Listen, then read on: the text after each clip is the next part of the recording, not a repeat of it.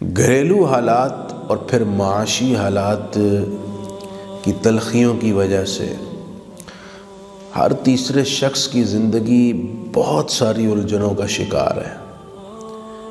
ان الجھنوں کی وجہ سے سٹریس رہتی ہے اور آج آ کر اثر یہ ہوتا ہے کہ صحت اور بالخصوص رات کی نیند پر بڑا گہرا منفی اثر پڑتا ہے۔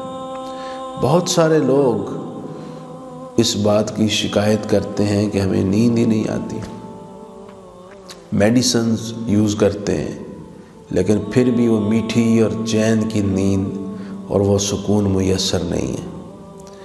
میں ایسے تمام حضرات کے لیے جو نیند نہ آنے کی مشکل میں مبتلا ہیں قرآن مجید کی 2 آیات پیش کرنے جا رہا ہوں۔ انشاءاللہ امید ہے اس کی برکت سے وہ چین کی اور میٹھی نیند سوئیں گے۔ ایک تو سورہ احزاب کی آیت نمبر 56 بڑی معروف، ان اللہ وملائکتہ یصلون علی النبی یا ایھا الذین آمنوا صلوا علیہ وسلموا تسلیما۔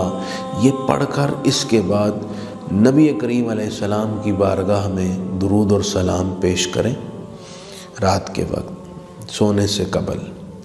اور اس کے ساتھ آخری پارے میں سورہ نبا کی آیت نمبر 9 وَجَعَلْنَا نَوْمَكُمْ سُبَاتًا، یہ 21 دفعہ پڑھیے۔ اس کی برکت سے، اللہ تعالیٰ کے کلام کی برکت سے انشاءاللہ آپ کی نیند پر بڑا مثبت اثر پڑے گا، سکون اور چین نصیب ہوگا۔